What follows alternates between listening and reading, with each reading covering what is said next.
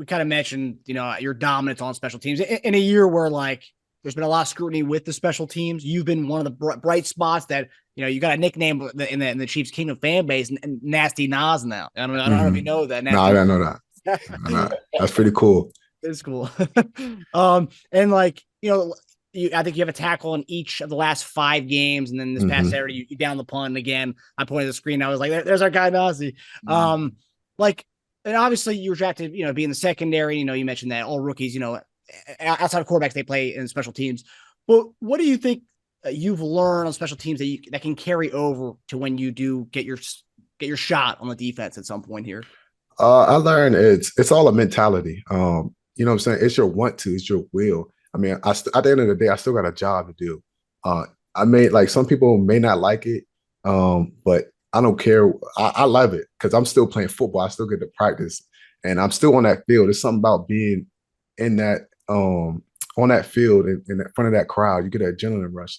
So when you're out there, you're just enjoying it. But I learned that you should just apply yourself and you know what I'm saying, just attack it because you never know.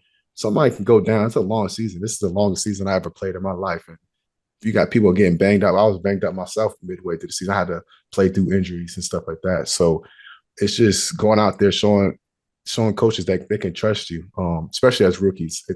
They don't really, you know what I'm saying, unless you're like a high draft pick and stuff like that, they don't really can trust you right away. So you got to earn that trust. And by playing special teams, you can earn it because they give you certain things and you can really showcase what you can do other than just playing defense. I could showcase my speed, me tackling in space, me being able to take knowledge and actually execute it in the game. It's all overlooked, but it's part of being developed in the NFL, I believe. No doubt about it. And like you said, that is one thing that carries over special teams wise, is making that tackle, right? We got to know you're a short tackler. So sometimes if you're playing defense, it's like, look, this guy right here don't like to tackle, right? Sure, we can't put him out there all of a sudden. He's whiffing guys. He's not trying to get in front of anybody to stop him. And so those things like that are vital, especially in the game when we're talking about, we're talking about getting the ball, field position, like you said, for the defense. And so when you're talking about getting the field position for the defense, how are those guys that you're with on defense, how are they talking to you also?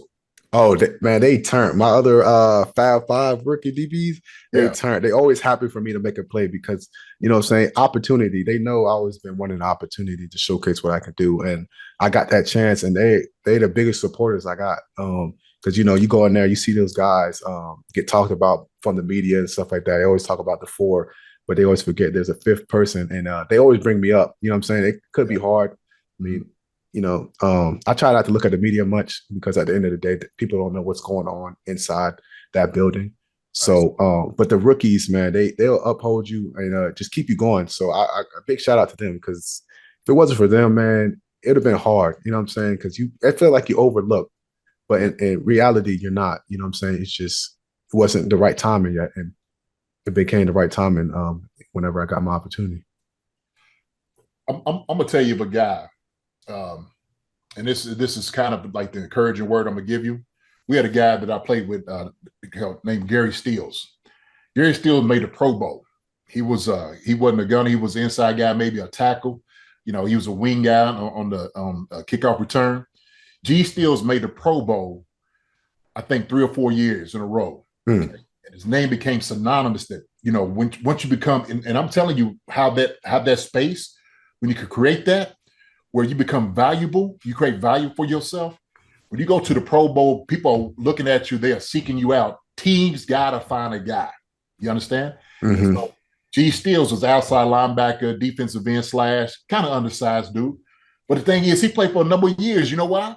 Because his special teams was right. His game was right with everything, So part of the current words I just want to give you is, it's the bigger picture, right? It's what I always see. And so you see guys that have that ability who can transcend from saying, hey, look, I'm just not a special teams guy, but I can play defense as well. And so you're getting 2 birds with 1 stone with this guy right here, right? Now, obviously, you want to get to the space where you don't play any special teams anymore. I mean, you're just so good. Now it's like, look, Nazeeh's making $20 million. We can't put him out there, Yeah. That's a good spot to be in. That's a definitely good spot.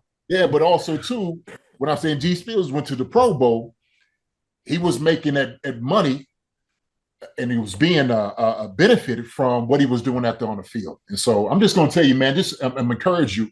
Like those young guys are telling you, staying up in it. You got to understand, like, man, there's a space here for me to, start playing, get my name out there even more, right? Mm-hmm. Special teams. When I'm telling you, coaches are watching you.